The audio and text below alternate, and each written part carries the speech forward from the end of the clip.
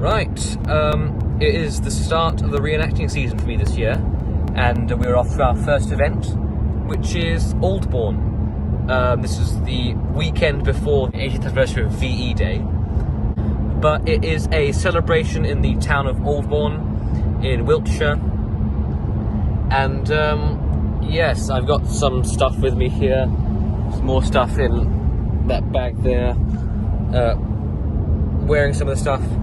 I got my medical items in this GP bag.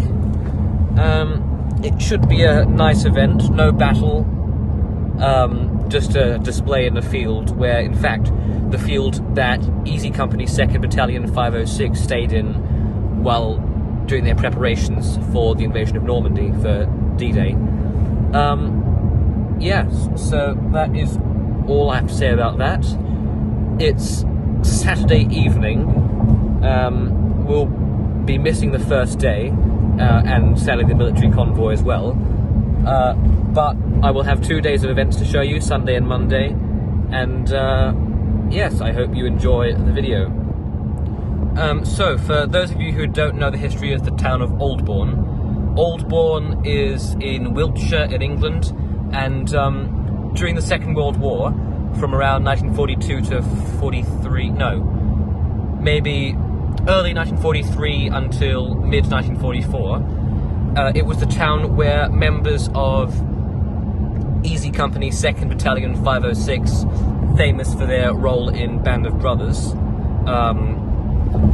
Aldbourne is the town where they stayed in England, and the area where they did most of their training, Aldbourne, Ramsbury, and that kind of area. So there's a little bit of history for the area. The field that we're staying in Aldbourne used to have, I think they're corrugated iron huts.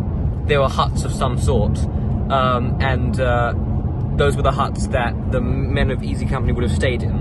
Of course, you might know that Dick Winters and Harry Welsh stayed in a house in Aldbourne.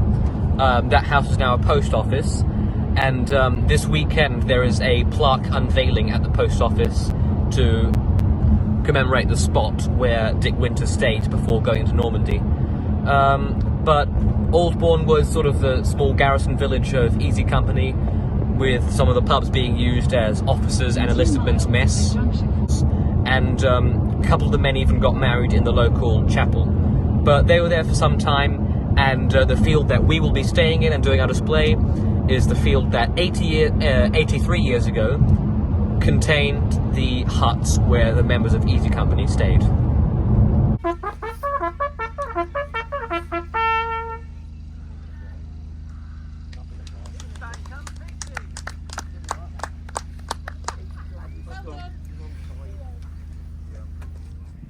So now we're just going to give you a quick tour of our camp at Aldbourne.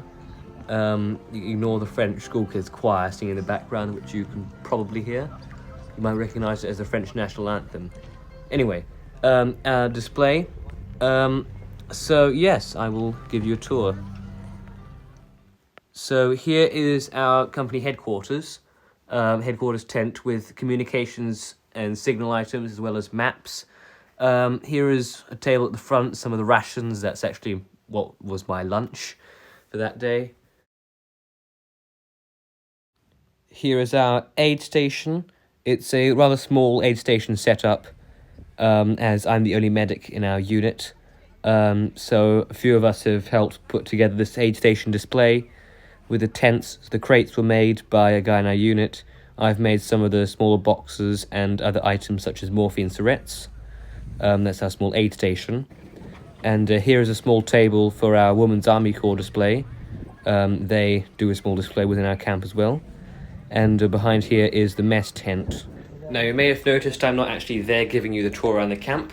This is because at that moment I was on patrol with the rest of our unit into the centre of town of Aldbourne.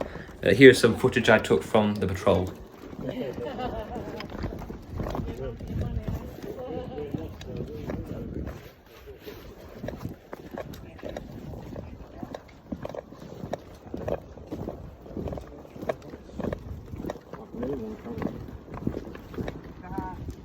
Oh, come in.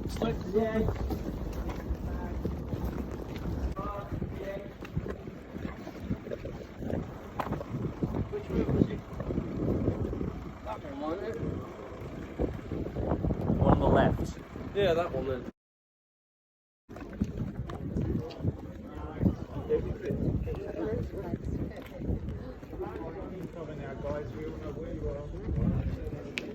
First platoon, take that building.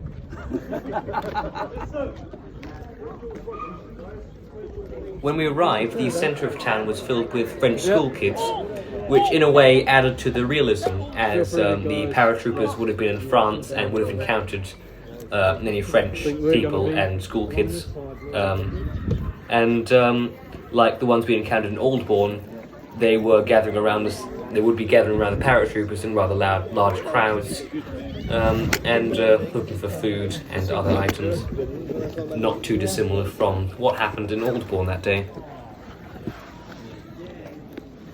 Do you need a translator? Do you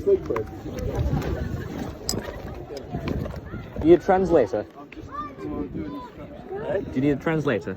Yes, yes, translate. There you go. Non. Parlez-vous français?